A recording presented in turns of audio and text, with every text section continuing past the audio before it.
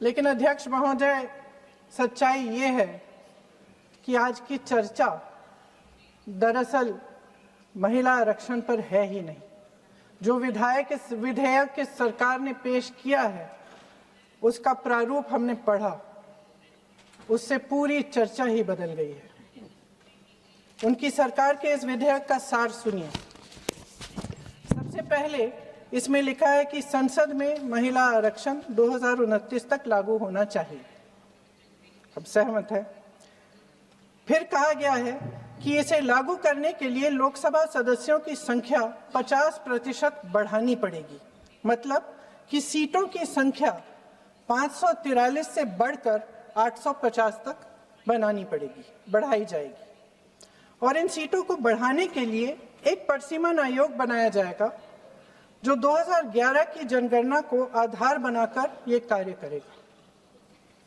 ऊपर से इसमें कोई आपत्तिजनक बात नहीं लगती, मगर इसे गहराई से समझा जाए तो इसका असली मकसद उभरता है। वह राजनीति की बू जिसका जिक्र प्रधानमंत्री महोदय ने किया, वह राजनीति की बू इसमें पूरी तरह से घुली हुई है। दरअसल इसी सरकार ने महिला आरक्षण का जो विधेयक सर्वसहमति से 2023 में पारित कराया था, उसमें दो चीजें थी जो इस विधेयक में नहीं है। उसमें लिखा था कि इसे लागू करने से पहले नई जनगणना और परिसीमन कराई जाएगी। अब अचानक क्या हो गया? मन बदल गया।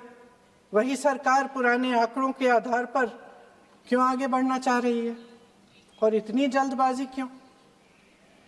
अध्यक्ष महोदय, ये हमारे देश की सच्चाई है कि प्रतिनिधित्व का सवाल जनसंख्या के सवाल से जुड़ा हुआ है।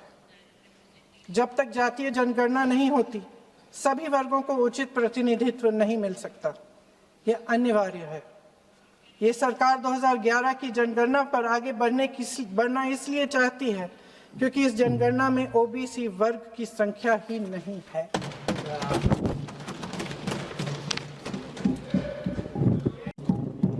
2010 में स्वर्गीय प्रधानमंत्री डॉक्टर मनमोहन सिंह जी और यूपीए की अध्यक्ष श्रीमती सोनिया गांधी जी के नेतृत्व में कांग्रेस पार्टी ने लोकसभा और विधानसभा में महिलाओं को आरक्षण देने का फिर से प्रयास किया। राज्यसभा में इसे पारित भी कराया, लेकिन लोकसभा में आम सहमति नहीं बन पाई। 2018 में आदरणीय श्री राहुल गांधी जी ने मोदी जी को एक पत्र लिखा और उस पत्र में उन्होंने कहा कि ये महिला का जो आरक्षण है, ये 2019 तक लागू हो जाना चाहिए। मुझे लगता है कि यहाँ आकर प्रधानमंत्री जी राहुल जी का मजाक तो बना लेते हैं, लेकिन घर जाके उनकी बातों पर गौर करते हैं, क्योंकि हम आज उसी बात पर चर्चा कर रहे हैं।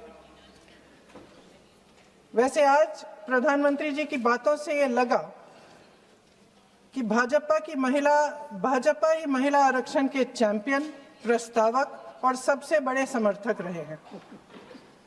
इनके पूरे भाषण में यही बात थी, जबकि ये कह रहे थे कि इन्हें इसका श्रेय नहीं चाहिए। कोई भी महिला आपको बता देगी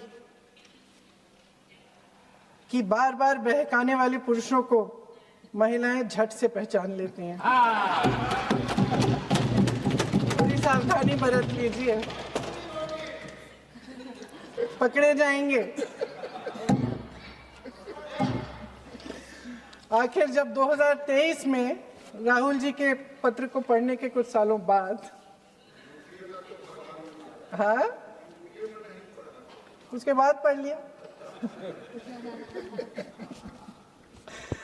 आखिर जब 2023 में आदरणीय प्रधानमंत्री नरेंद्र मोदी जी की सरकार ने यह अधिनियम सर्वसहमति से पारित किया, तब भारतीय राष्ट्रीय कांग्रेस ने अपनी विचारधारा के अनुकूल इसका पूरा समर्थन किया। आज भी इसमें कोई शक नहीं होना चाहिए कि भारतीय राष्ट्रीय कांग्रेस महिला आरक्षण के पक्ष में डट कर खड़ी है और खड़ी रहेगी।